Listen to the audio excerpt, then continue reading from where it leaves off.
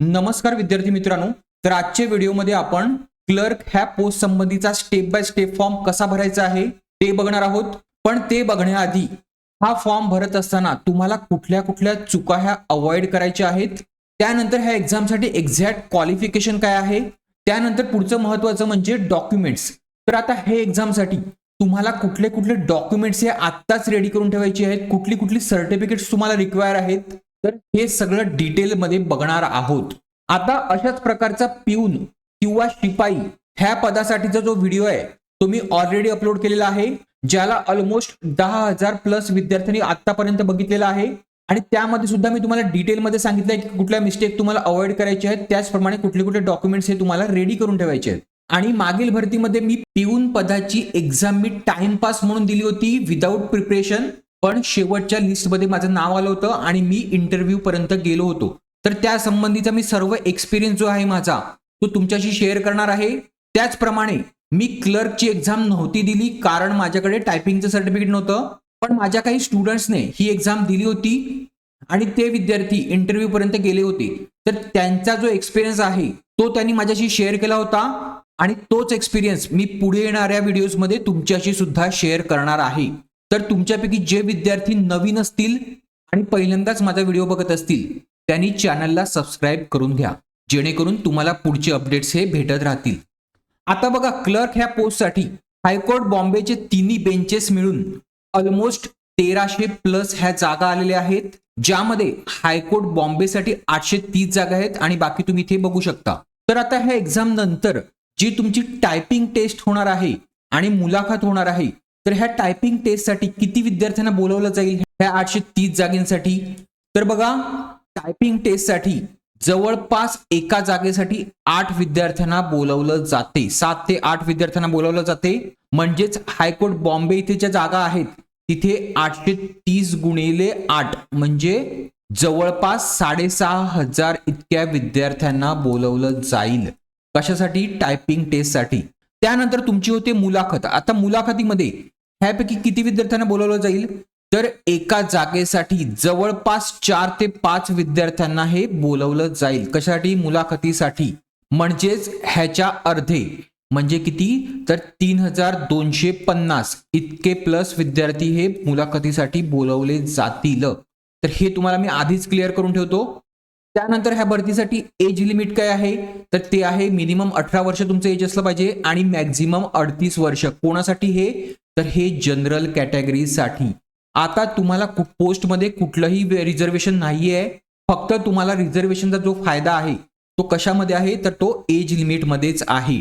तुम्ही ओपन सोडून बाकी कुठल्याही कास्टचा असाल, SC, ST, OBC आणि स्पेशल बॅकवर्ड क्लासेस SBC, तर तुम्हाला अधिक 5 वर्ष हे रिलॅक्सेशन भेटेल। त्याचप्रमाणे जर तुम्ही हायकोर्टचे एम्प्लॉई असाल किंवा कुठल्या गव्हर्नमेंटचे एम्प्लॉई असाल तर तुम्हाला कुठलंही मॅक्झिमम एज लिमिट नाहीये। क्लिअर आहे? आता पुढचं बघूया, तुम्हाला ह्या पोस्टसाठी एक्झॅक्टली एज्युकेशन क्वालिफिकेशनची काय रिक्वायरमेंट आहे? तर सगळ्यात आधी म्हणजे तुम्ही ग्रॅज्युएट झालेले असायला हवेत आणि तुमच्याकडे एखाद्या रेकग्नाइज युनिव्हर्सिटीची डिग्री हवी। त्याचप्रमाणे जर तुम्ही लॉ मधनं डिग्री केली असेल, बघा लक्ष द्या, जर तुम्ही लॉ मध्ये डिग्री केली असेल तर तुम्हाला ह्या पोस्टसाठी फायदा असतो। पण जर असा कोणी लॉचा विद्यार्थी असेल त्यांनी हे सुद्धा लक्षात ठेवायचं आहे की मुलाखतीला तुम्हाला लॉ संबंधित क्वेश्चन केले जातात। पुढे मुलाखत कशी असते त्या संबंधी मी पुढे डिस्कस करेलच, पण हे लक्षात ठेवा। त्यानंतर सगळ्यात महत्त्वाचं आहे ते म्हणजे तुमच्याकडे इंग्लिश टायपिंगचं सर्टिफिकेट हवं। कितीचं? 40 वर्ड पर मिनिटचं किंवा त्यापेक्षा जास्त। त्यापेक्षा कमी हे चालणार नाही। खूप सारे विद्यार्थी विचारत होते, माझ्याकडे 30 WPM चं आहे, 40 ची मी एक्झाम देत आहे आणि ते मुलाखतीच्या आधी येऊन जाईल, तर चालेल का? तर नाही, तुमच्याकडे हे सर्टिफिकेट जे आहे ते फॉर्म भरण्याच्या शेवटच्या तारखेच्या आतलं पाहिजे। पुढे ते सर्टिफिकेट कसलं हवं? तर गव्हर्नमेंट कमर्शियल सर्टिफिकेट एक्झामिनेशनचं म्हणजे GCCचं किंवा TBCचं, ठीक आहे, टायपिंग बेसिक कोर्स, जी exam Maharashtra state council of एक्झामिनेशनने कंडक्ट केलेली असावी। आता ज्या विद्यार्थ्यांकडे GCC TBC हे सर्टिफिकेट आहे म्हणजे 40 words per minute typing basic course वालं, हे सर्टिफिकेट ज्यांच्याकडे आहे त्यांना पुढे जे सर्टिफिकेट लागणार आहे कॉम्प्युटर प्रोफिशियन्सीचं, त्याची कुठलीही रिक्वायरमेंट नाही। परत एकदा लक्षात घ्या, ज्यांच्याकडे GCC TBC हे सर्टिफिकेट आहे इंग्लिश टायपिंगचं 40 वर्ड्स पर मिनिटचं, त्या विद्यार्थ्यांना कॉम्प्युटर प्रोफिशियन्सीचं सर्टिफिकेट जे लागणार आहे पुढे ह्याची कुठलीही गरज नाही. तर हे सगळ्यांनी लक्षात घ्यायचं आहे. पण ज्यांच्याकडे GCC TBC हे सर्टिफिकेट नाही, म्हणजेच ज्यांच्याकडे 40 वर्ड पर मिनिट इंग्लिश टायपिंगचं सर्टिफिकेट आहे, कुठलं तर GCC आणि ITIचं, त्या विद्यार्थ्यांना कॉम्प्युटर प्रोफिशियन्सीचं सर्टिफिकेटची गरज आहे. आणि त्या कॉम्प्युटर प्रोफिशियन्सीसाठी तुम्हाला कुठली कुठली सर्टिफिकेट्स हे चालतील ते ह्या GR नुसार त्यांनी सांगितलेलं आहे. म्हणजेच ह्या GR मध्ये ते कोर्सेस हे मेन्शन आहेत. तर बघा, हा आहे तो GR आणि त्या GR मध्ये त्यांनी काही कोर्सेस हे मेन्शन केलेले आहेत. जसे की तुमच्याकडे हे जर सर्टिफिकेट असेल नवी दिल्लीचं, तर तुम्हाला कॉम्प्युटर प्रोफिशियन्सी असल्याचं गृहीत धरण्यात येईल. त्यानंतर तुमची 9वी 10वी 11वी आणि 12वी मध्ये जर तुम्हाला कॉम्प्युटर रिलेटेड IT रिलेटेड कुठलाही विषय असेल तरी सुद्धा तुम्ही कॉम्प्युटर प्रोफिशियंट आहात असं गृहीत धरलं जाईल. त्यानंतर CBSE जर विद्यार्थी असतील आणि त्याला 10वी आणि 12वीला IT रिलेटेड कुठलाही विषय असेल तर ते सुद्धा यासाठी अप्लाय करू शकतील किंवा कॉम्प्युटर प्रोफेशन म्हणून गृहीत धरले जातील. त्यानंतर महाराष्ट्र राज्य तंत्रशिक्षण मंडळ, म्हणजे जर कोणी इंजिनिअरिंग केलं असेल, डिप्लोमा केला असेल, तर असे विद्यार्थी सुद्धा कॉम्प्युटर प्रोफिशियंट आहेत असं गृहीत धरलं जाईल. पुढे त्यांनी एक 86 अभ्यासक्रमाची लिस्ट दिली आहे, म्हणजे कोर्सेसची लिस्ट दिली आहे. तर ह्या कोर्सेस मधला तुम्ही कुठलाही कोर्स केला असेल तरी सुद्धा तुम्हाला गृहीत धरलं जाईल, काय तर कॉम्प्युटर प्रोफिशियंट आहात म्हणून. आता ते कुठले कुठले 86 अभ्यासक्रम आहेत किंवा कोर्सेस आहेत ते आपण पुढे बघूया. तर बघा, हे आहेत ते 86 टोटल कोर्सेस. मी पूर्ण लिस्ट बनवलेली आहे. तर व्हिडिओला पॉज करून तुम्हाला ही पूर्ण लिस्ट बघायची आहे. तुमचा कोर्सेस ह्याच्यामध्ये आहे का ते चेक करायचं आहे. आणि जर असेल तर तुम्ही कॉम्प्युटर प्रोफिशियंट आहात, तुम्हाला दुसरी कुठल्याही सर्टिफिकेटची गरज नाही, MSCIT सुद्धा. तर इथे हा व्हिडिओ पॉज करा आणि तुमचा कोर्स चेक करा. ठीक आहे, हे पहिलं पेज आहे आणि हे दुसरं पेज आहे. इथे सुद्धा पॉज करा. आता जर ह्या कोर्सेस मधला कुठलाही कोर्स तुम्ही केला नसेल, पण तुमच्याकडे computer operation of word processor in Windows and Linux addition to MS office, MS word, WordStar 7 आणि ओपन ऑफिस ORG या संबंधीचं कुठलंही सर्टिफिकेट ह्या इन्स्टिट्यूट कडनं तुम्हाला भेटलं असेल तर तुम्ही कॉम्प्युटर प्रोफिशियंट आहात. आता कुठले आहेत बघा. तर सगळ्यात पहिली म्हणजे महाराष्ट्रातील अशी युनिव्हर्सिटी जी ह्या कायद्यानुसार एस्टॅब्लिश झाली आहे त्यांच्या युनिव्हर्सिटीमधनं केलेलं हे सर्टिफिकेशन. त्याचप्रमाणे Maharashtra state board of technical education मधनं तुम्ही कसा कोर्सेस केला असेल तर. त्यानंतर NIC, Aptech, NIIT, CDAC, data pro, SSI, Boston, सेडिट आणि MSCIT. तर हे सर्टिफिकेट जर असेल तुमच्याकडे तरी सुद्धा तुम्ही कॉम्प्युटर प्रोफिशियंट आहात. ठीक आहे, मोस्ट ऑफ द विद्यार्थ्यांनी MSCIT ही केलेली असते. तर तुम्ही इथे ते चेक करा. क्लिअर आहे, मी जे काय बोललो ते तुम्हाला सगळं क्लिअर आहे. आता बघूया ह्या पोस्टसाठी तुम्ही इलिजिबल होण्यासाठी कुठल्या कुठल्या रिक्वायरमेंट आहेत. तर बघा, सगळ्यात पहिलं म्हणजे तुम्ही महाराष्ट्राचे डोमिसाइल असावेत. त्यानंतर तुमच्यासोबत ह्या पोस्टसाठी एक कॉन्ट्रॅक्ट केलं जाईल, त्यासाठी तुम्ही कॉम्पिटंट असावेत. पुढे तुमचं गुड कॅरेक्टर असावं आणि तुमचे जे पूर्वज आहेत त्यांचं सुद्धा कॅरेक्टर साफ असावं, चरित्र हे साफ असावं. असं नाही की तुम्ही कुठल्या गुंड फॅमिलीमधनं येत असाल. त्यानंतर तुमच्यावर कुठलीही क्रिमिनल केस नसावी. पुढे तुम्ही जर मॅरिड असाल तर तुम्हाला 2005 नंतर 2 अपत्य नसावीत. 2005 नंतर जन्म झालेली 2 अपत्य नसावीत. तर हा फॉर्म तुम्ही भरू शकणार नाहीत, कारण तुम्हाला एक सर्टिफिकेट जमा करायचं असते, त्याचं नाव आहे स्मॉल फॅमिली सर्टिफिकेट. तर ह्याच्यामध्ये तुम्हाला ते मेन्शन करायचं असते की तुम्हाला किती अपत्य आहेत. पुढे तुम्ही कुठल्याही मोरल ग्राउंडवर कन्व्हिक्ट नसावेत किंवा परमानंटली डिबार्ड नसावेत कोर्टकडनं किंवा UPSC MPSC ह्या संस्थांकडनं. तर हे सगळ्यांनी लक्षात घ्यायचे आहे. त्यानंतर तुम्ही जर मॅरिड असाल तर तुम्हाला एकापेक्षा अधिक हा जोडीदार नसावा. तर हे सगळ्यांनी लक्षात घ्यायचं आहे. त्यानंतर जर तुमच्यापैकी कोणी गव्हर्नमेंट एम्प्लॉई असेल तर तुमच्या कार्यालयाकडनं तुम्हाला नो ऑब्जेक्शन सर्टिफिकेट हे लागणार आहे. क्लिअर आहे. आता बघूया डॉक्युमेंट्स कुठली कुठली तुम्हाला DV ला लागणार आहेत आणि फॉर्म भरण्याआधी सुद्धा लागणार आहे. तर सगळ्यात पहिले म्हणजे तुमचा जन्माचा प्रूफ. तर ह्यासाठी कुठलं कुठलं डॉक्युमेंट तुम्हाला चालेल तर तुमच्या स्कूल लिव्हिंग जर असेल तर ते चालेल. त्यानंतर तुमच्याकडे जर बर्थ सर्टिफिकेट असेल तर ते चालेल.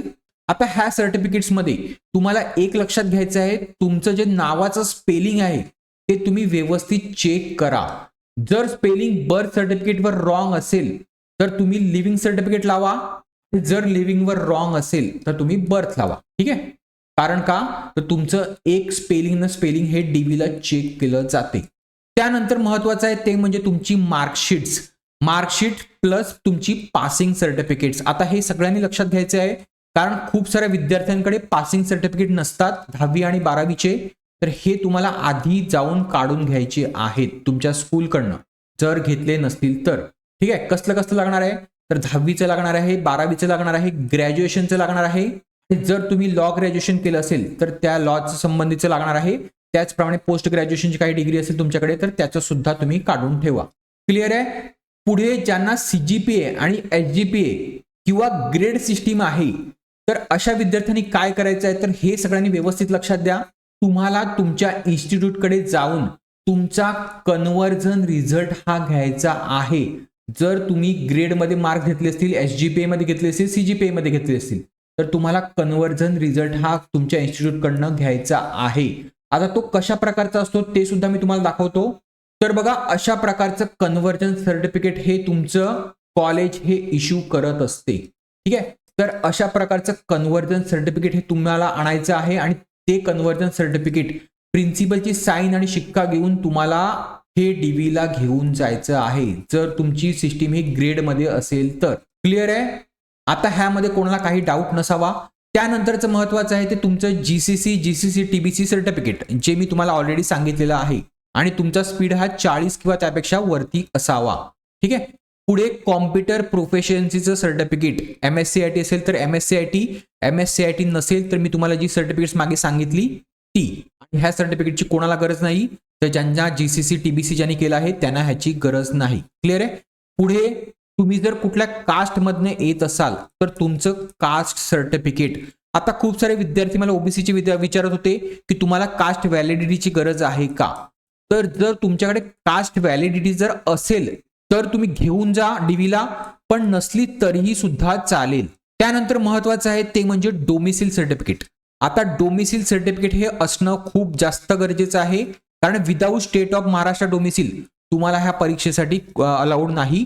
त्यामुळे सगळ्यांनी डोमिसिल सर्टिफिकेट काढायचं आहे आणि घेऊन जायचं आहे.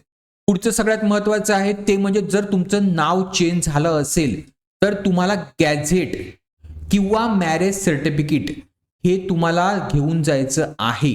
आता खूप सारे विद्यार्थी विचारत होते की माझ्याकडे गॅझेट आहे, मॅरेज सर्टिफिकेट नाही तर चालेल का. तर ह्यापैकी एक असलं तरी चालेल आणि दोन्ही असतील तर वेल अँड गुड. पुढचं सगळ्यात महत्वाचं आहे ते म्हणजे तुमचं कॅरेक्टर सर्टिफिकेट. आता हे तुम्हाला फॉर्म भरण्याआधीच गरजेचं आहे आणि हे कॅरेक्टर सर्टिफिकेट ज्याचा फॉर्मॅट तुम्हाला ऍडव्हर्टाइजमध्ये ऑलरेडी दिलेला आहे. तर हे कॅरेक्टर सर्टिफिकेट तुम्हाला तुम्हाला ओळखणाऱ्या रिस्पेक्टेड पर्सन कडनं घ्यायचे आहे. आता खूप सारे विद्यार्थी ह्यामध्ये डाऊटमध्ये आहेत. तर मी तुम्हाला ऑलरेडी मागच्या व्हिडिओमध्ये सांगितलेलं जर तुम्ही गावातून येत असाल तर तुमच्या सरपंचाकडनं, तुमच्या ग्रामसेवकाकडनं किंवा तुमच्या पोलीस पाटलाकडनं हे सर्टिफिकेट तुम्हाला घ्यायचं आहे. पोलीस पाटलाकडनं घेणं सगळ्यात बेस्ट आहे. तर ह्या लोकांकडनं तुम्ही हे घेऊ शकता. त्याचप्रमाणे जर वकील कोणी असेल, कोणी शिक्षक असेल तर ह्या लोकांकडनं तुम्हाला हे सर्टिफिकेट घ्यायचं आहे. त्याच्यामध्ये त्याचं नाव, त्याचं ऑक्युपेशन, त्याचा ऍड्रेस, त्याचप्रमाणे त्याचा नंबर. ठीक आहे. आणि इथे साईन आणि शिक्का नसेल तरी सुद्धा चालेल, फक्त सिग्नेचर घ्या. तर अशा रिस्पेक्टेड लोकांकडनं तुम्हाला ते घ्यायचं आहे. कुठल्याही गुन्हेगाराकडनं हे सर्टिफिकेट घेता कामा नये कारण तो ऑलरेडी गुन्हेगार आहे. तो काय तुम्हाला कॅरेक्टर सर्टिफिकेट देणार. क्लिअर आहे. तर हे सगळ्यांनी लक्षात घ्या. आणि दुसरं एक लक्षात घ्या ते म्हणजे हे सर्टिफिकेट तुम्हाला तुमच्या फॅमिलीमधनं कुठल्याही व्यक्तीकडनं घ्यायचं नाहीये किंवा तुमच्या फ्रेंड सर्कलमध्ये जर कोणी असेल त्याच्याकडनं सुद्धा घेऊ नका. बाकी कोणाकडनंही घेतलं तरी चालेल. ठीक आहे. आता जर तुम्ही शहरामध्ये राहत असाल तर एखाद्या नगरसेवकाकडनं घ्या किंवा एखादी चांगली संस्था असेल, सामाजिक संस्था, त्यांच्या हेडकडनं घ्या किंवा वकिलाकडनं घेतलं तरी चालेल. तर अशा लोकांकडनं ते तुम्हाला घ्यायचं आहे. पुढे ह्या सर्टिफिकेटमध्ये तुमचं नाव येईल, त्यानंतर तुमच्या पालकांचं इथे नाव येईल आणि तुमचा इथे ऍड्रेस येईल आणि ती व्यक्ती तुम्हाला किती वर्षापासून ओळखते ते तुम्हाला इथे लिहायचं आहे. तर मिनिमम 5 वर्ष तरी तुम्ही इथे लिहा आणि जे प्लेस असेल ते लिहा आणि ही सर्टिफिकेटवर डेट तुम्हाला जी टाकायची आहे की तुमच्या जेव्हा ही ऍडव्हर्टाईज निघाली त्यानंतरची डेट तुम्हाला टाकायची आहे. क्लिअर आहे. आता हे सर्टिफिकेट तुम्ही ज्या व्यक्तीकडनं घ्याल त्याच व्यक्तींकडनं तुम्हाला हे भरून घ्यायचं आहे. त्यांच्याच हँडरायटिंगने हे भरलं गेलं पाहिजे. ठीक आहे. 2 तुम्हाला घ्यायची आहेत आणि हे सर्टिफिकेट घेतल्यानंतर तुम्हाला त्याची झेरॉक्स सुद्धा करून ठेवायची आहे. क्लिअर आहे. आता पुढचं आहे ते नो ऑब्जेक्शन सर्टिफिकेट. मी ऑलरेडी सांगितलेलं आहे, जर गव्हर्नमेंट कोणी एम्प्लॉई असेल तर त्याला नो ऑब्जेक्शन सर्टिफिकेट घ्यायचं आहे. त्यानंतर एम्प्लॉयमेंट एक्सचेंज रजिस्ट्रेशन सर्टिफिकेट. आता हे एक लक्षात घ्या, ज्या विद्यार्थ्यांनी एम्प्लॉयमेंट एक्सचेंज मध्ये रजिस्टर केलं असेल त्याच विद्यार्थ्यांना हे सर्टिफिकेट द्यायचं आहे. त्यांच्याकडे ते ऑलरेडी असेल तर हे सगळ्यांनी लक्षात घ्यायचं आहे. कारण खूप सारे विद्यार्थी विचारत होते की आम्ही जॉबला आहेत तर आमचं सुद्धा एम्प्लॉयमेंट एक्सचेंज असेल का, तर नाही. ज्या विद्यार्थ्यांनी इथे रजिस्टर केलं असेल त्यांनीच हे सर्टिफिकेट द्यायचं आहे. पुढे जर तुम्ही कुठलं स्किल ऍड केलं असेल, एक्स्ट्रा स्किल, आणि त्या संबंधित तुमच्याकडे कुठलंही सर्टिफिकेट असेल तर ते सुद्धा लावायचं आहे. ठीक आहे. आता बघूया फोटो आणि साईन. तर फोटो तुम्हाला कसा घ्यायचा आहे, तर फोटो तुम्हाला व्हाईट बॅकग्राऊंड मध्ये घ्यायचा आहे. त्यामध्ये तुमचं फेस हे तुमचं क्लिअर दिसलं पाहिजे. त्याचप्रमाणे कुठलीही एडिटिंग ह्याच्यामध्ये नसावी किंवा जास्ती कोणी फेअर करतात चेहरा किंवा आणखी काय, तर हे अशा प्रकारचा फोटो नसावा. मोस्टली तो क्लिअरच घेण्याचा, जो रॉ फोटो असतो तोच घेण्याचा प्रयत्न करा. आणि मी सांगेल फोटो हा तुम्ही नवीन घेण्याचा प्रयत्न करा. कारण असं नाही झालं पाहिजे की तुम्ही 2 ते 3 वर्ष आधीचा फोटो जॉईन करत असाल आणि तुमच्या चेहऱ्यामध्ये आता काही बदल झाले असतील. तर जर तुम्ही नवीन फोटो घेणार असाल तर तुम्हाला फोटोग्राफरकडे डिजिटल प्रिंट त्याची मागायची आहे आणि ती डिजिटल प्रिंट तुम्ही ईमेलवर तुमच्या स्टोअर करून ठेवा. आणि दुसरं महत्वाचं म्हणजे फिजिकल कॉपीज ह्या मागायच्या आहेत. कमीत कमी 10 ते 12 ह्या फिजिकल कॉपीज घ्या. कारण भरतीच्या पुढच्या स्टेपमध्ये तुम्हाला फोटोंची गरज असते. जर तुम्ही डिजिटल कॉपी हरवलात तर तुम्हाला फोटो हा भेटणार नाही तसाच्या तसा. ठीक आहे. कारण भरतीच्या पुढील प्रोसेसमध्ये तुम्हाला हाच फोटो हा कंटिन्यू ठेवायचा असतो. तर त्याकडनं फिजिकल कॉपीज सुद्धा घ्या. आणि ही डिजिटल कॉपी तुम्ही जर त्याच्याकडे मागणार असाल तर ही रॉ मधली सुद्धा घ्या आणि 40 KB पर्यंतची सुद्धा त्याच्याकडनं करून घ्या. तुम्हाला दोन्ही कॉप्या घ्यायच्या आहेत डिजिटलच्या. एक रॉ पण घ्या आणि ही सुद्धा घ्या. म्हणजे पुढील जर तुम्ही कुठली एक्झाम देणार असाल त्यासाठी ही तुम्हाला उपयोगाची राहील. क्लिअर आहे. त्याचे डायमेन्शन हे तुम्हाला त्याला द्यायचे आहेत. आता ज्यांच्याकडे ऑलरेडी फोटो आहे डिजिटलमध्ये आणि त्याच्याकडे फिजिकल कॉपीज सुद्धा आहेत, पण त्यांना तो रिसाइज जर करायचा असेल तर एक गुगलवर जा आणि imageresizer.com वर ह्या वेबसाईटवर जा आणि इथे तुमची इमेज ही अपलोड करा. आणि मग तुम्हाला जो पण डायमेन्शन दिलेले आहेत आणि जी पण साईज तुम्हाला दिलेली आहे 40 KB आतली, तर ही इथे टाका आणि ती इमेज ही रिसाइज करा. क्लिअर आहे. पुढे आता साईनच्या बाबतीत सुद्धा तसंच. साईन तुम्हाला कशी द्यायची आहे ती सुद्धा 40 KB आतलीच द्यायची आहे. एका व्हाईट पेपरवर तुम्हाला ब्लॅक पेनने तुमची साईन करायची आहे आणि ती साईन तुम्हाला ही स्कॅन करून अपलोड करायची आहे. क्लिअर आहे. आता तुमच्या एक्झामचा पॅटर्न काय असणार आहे तर हा तुम्हाला त्यांनी दिलेला आहे. तर ही एक्झाम कशी क्रॅक करायची आहे त्यासंबंधी मी लवकरच व्हिडिओ अपलोड करेल आणि तुम्हाला कुठल्या कुठल्या विषयावर फोकस करायचा आहे ते सुद्धा मी त्यामध्ये व्यवस्थित सांगेल. पुढे ह्या भरती संबंधी सुद्धा मी काही व्हिडिओ पोस्ट करेल. तर ज्यांनी सबस्क्राईब केलं नसेल त्यांनी सबस्क्राईब करून घ्यायचं आहे. आता स्टेप बाय स्टेप फॉर्म कसा भरायचा आहे ते बघण्याआधी जर तुम्हाला ह्या एक्झामसाठी किंवा ठाणे महानगरपालिकेच्या एक्झामसाठी जर तुम्हाला मी प्रिपेअर केलेल्या 1 वर्षाच्या करंट अफेअरच्या नोट्स हव्या असतील ज्या की इंग्लिश आणि मराठी लँग्वेजमध्ये अवेलेबल आहेत तर त्या तुम्हाला 151 रुपीजमध्ये फक्त भेटतील. त्यासोबतच मी तुम्हाला 100+ TCS वेगवेगळ्या एक्झामचे क्वेश्चन पेपर हे देणार आहे जे की तुम्हाला नॉन टेक सेक्शनसाठी उपयोगाचे आहेत. त्याचप्रमाणे जर तुमचं टेक्निकल सेक्शन कुठलं असेल तर तुमच्या टेक्निकल सेक्शनसाठीचे जर माझ्याकडे क्वेश्चन पेपर अवेलेबल असतील ते सुद्धा मी तुम्हाला ह्यासोबतच फ्री देणार आहे. पुढे ठाणे महानगरपालिकेच्या MPW ह्या पोस्टसाठी जर कोणी प्रिपेअर करत असेल मल्टीपर्पज वर्कर तर त्याच्या टेक्निकलच्या नोट्स माझ्याकडे अवेलेबल आहेत. त्याचप्रमाणे त्याची MCQ बँक माझ्याकडे अवेलेबल आहे आणि 2 MPWचे TCSचे क्वेश्चन पेपर माझ्याकडे अवेलेबल आहेत. तर हे सर्व तुम्हाला ह्या नोट्स सर्व तुम्हाला फक्त 200 रुपीजमध्ये भेटेल. पुढे हायकोर्ट भरतीसाठी किंवा अन्य कुठल्याही एक्झामसाठी मराठी व्याकरणचं जर तुम्हाला नोट्स हव्या असतील तर त्या तुम्हाला फक्त 99 रुपीजमध्ये भेटतील. आणि जर तुम्ही ठाणे महानगरपालिकेसाठी प्रिपेअर करत असाल आणि ह्या तिन्ही नोट्स जर एकत्र हव्या असतील तर तुम्हाला 450 ऐवजी फक्त 300 रुपीजमध्ये भेटतील. तर तुमच्यापैकी ज्या कोणाला मी प्रिपेअर केलेल्या नोट्स हव्या असतील तर तुम्हाला हा QR कोड स्कॅन करून मला पेमेंट करायचा आहे आणि त्या पेमेंटच्या ट्रान्झॅक्शन आयडीचा जो स्क्रीनशॉट असेल तो मला ह्या नंबरवर व्हॉट्सअप करायचा आहे. मग मी तो ट्रान्झॅक्शन आयडीचा स्क्रीनशॉट व्हेरीफाय करून तुम्हाला पीडीएफच्या रूपामध्ये नोट्स ह्या त्याच्यावर सेंड करेल, व्हॉट्सअप मार्गे सेंड करेल. क्लिअर आहे. आता तुमच्यापैकी जर कोणाला माझे एक्सक्लुझिव्ह कंटेंट बघायचं असेल तर तुम्ही चॅनलची मेंबरशिप सुद्धा जॉईन करू शकता, जी की फक्त 59 रुपीजमध्ये अवेलेबल आहे. पुढे तर आता बघूया स्टेप बाय स्टेप फॉर्म तुम्हाला ह्या एक्झामसाठी कसा भरायचा आहे. तर सगळ्यात आधी तुम्हाला बॉम्बे हायकोर्टच्या ह्या पेजवर यायचं आहे आणि ह्या पेजची लिंक ही मी डिस्क्रिप्शन बॉक्समध्ये दिलेली आहे. क्लिअर आहे. तर ह्या पेजवर आल्यानंतर तुम्हाला सगळ्यात पहिले म्हणजे इथे क्लिक करून तुम्हाला पेमेंट करायचं आहे. तर इथे क्लिक केल्यानंतर तुम्ही SBI कलेक्टच्या ह्या पेजवर याल. तिथे तुम्हाला तुमच्या पेमेंटची कॅटेगरी सिलेक्ट करायची आहे. तुमची जी पण पोस्ट आहे BSc क्लर्क तर ही सिलेक्ट करायची आहे. त्यानंतर तुम्ही इथे याल. आता इथे तुम्ही कॅटेगरी सिलेक्ट करा BSc क्लर्क. त्यानंतर तुमचं पहिलं नाव टाका, मिडल नाव टाका, लास्ट नाव टाका आणि तुमचा मोबाईल नंबर टाका, ईमेल टाका आणि डेट ऑफ बर्थ सिलेक्ट करून तुमचा ऍड्रेस इथे टाका. आणि मग तुम्हाला काही रिमार्क्स द्यायचा असेल तर रिमार्क्स देऊन तुम्हाला इथे तुमचं नाव टाकायचं आहे, तुमचा फोन नंबर टाकायचा आहे आणि तुमचा ईमेल ID टाकायचा आहे. कारण ह्यावरच तुम्हाला तुमच्या ट्रान्झॅक्शनचा रेफरन्स नंबर हा जाईल. क्लिअर आहे. तर तुम्ही काय करायचं आहे, तुमचा जो चालू नंबर असेल तो आणि चालू ईमेल ID हे इथे टाकायचं आहे आणि हे चेकबॉक्स चेक करून तुम्हाला हा कॅप्चा टाकायचा आहे आणि कॅप्चा टाकून नेक्स्ट वर जायचं आहे. नेक्स्ट वर गेल्यावर पुन्हा एकदा व्हेरीफाय करा इथे कुठली पेमेंट कॅटेगरी बघलं चुकीची घेतली आहे का हे सगळं व्यवस्थित व्हेरीफाय करा आणि पुन्हा नेक्स्ट वर क्लिक करा.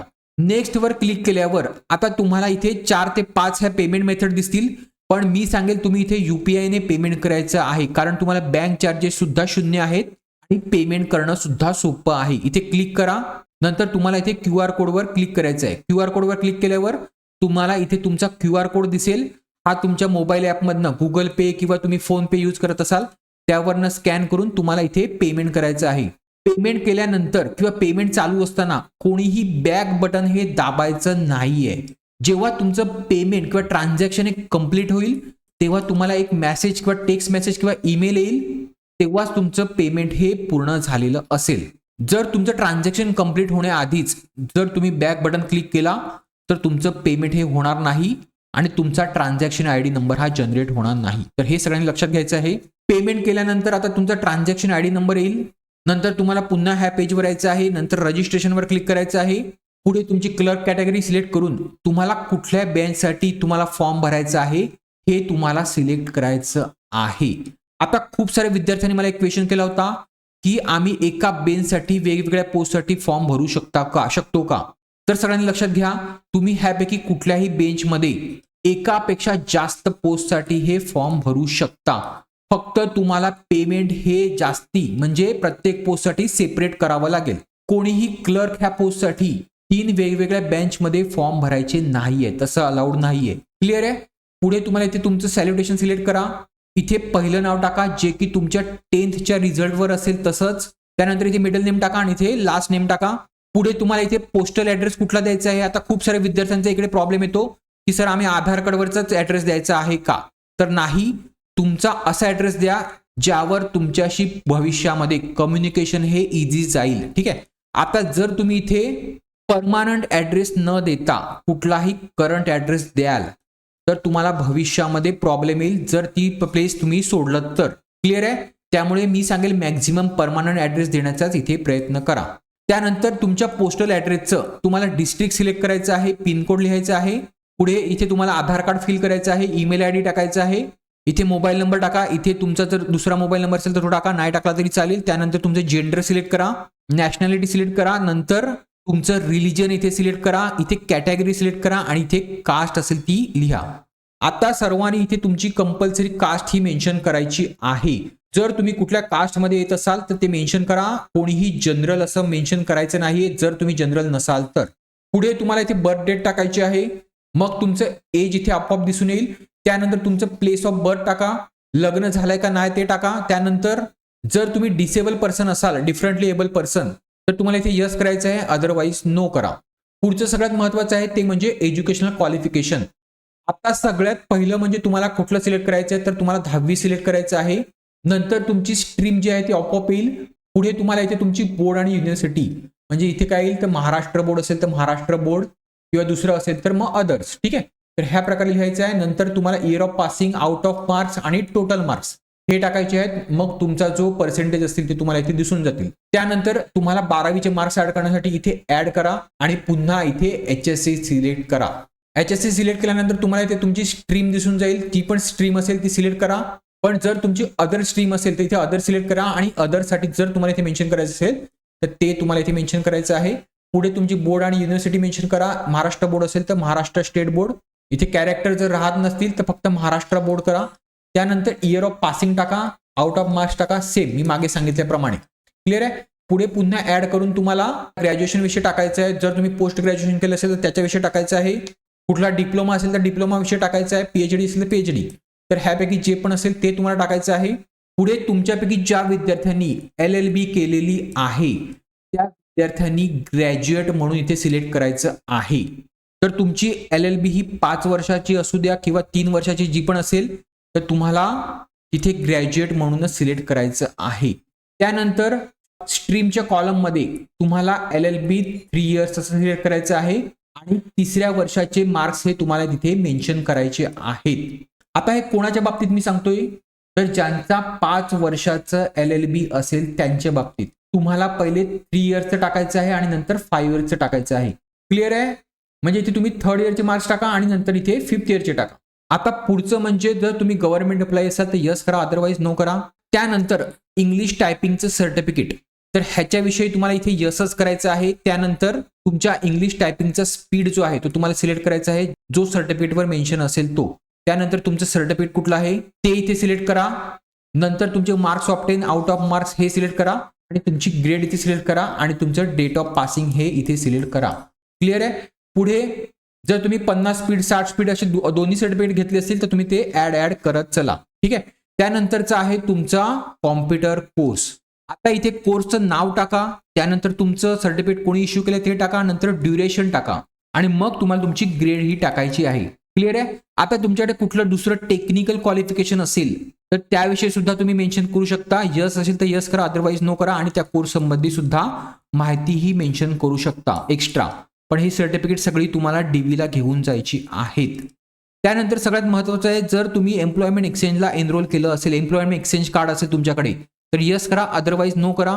पुढे तुमच्यावर कुठलीही क्रिमिनल केस जर चालू असेल तर तुम्हाला यस करायचं आहे, अदरवाईज नो करा. आता एका विद्यार्थ्यांनी मला विचारलं होतं की त्यांच्यावर क्रिमिनल केस ही चालू होती पण ती आता बंद झाली आहे, त्याच्यामध्ये त्यांना कुठलीही सजा झाली नव्हती. तर तुम्हाला जर कुठेही कन्व्हिक्ट केलं नसेल तर तुम्हाला इथे नो करायचं आहे. पण जर तुम्ही कन्व्हिक्ट असाल तर तुम्हाला इथे यसच करायचं आहे. ठीक आहे. एखादी प्रोसिडिंग चालू असेल तर, कन्व्हिक्ट असेल तर इथे यस नो करा. पुढे कुठली डिपार्टमेंटल एन्क्वायरी असेल तर यस करा, अदरवाईज नो करा. त्यानंतर MPSC UPSC ने जर तुम्हाला डिबार केलं असेल तर यस करा, अदरवाईज नो करा. आता सगळ्यात महत्त्वाचं म्हणजे तुम्हाला इथे टाकायचं आहे ते कॅरेक्टर सर्टिफिकेट विषयी.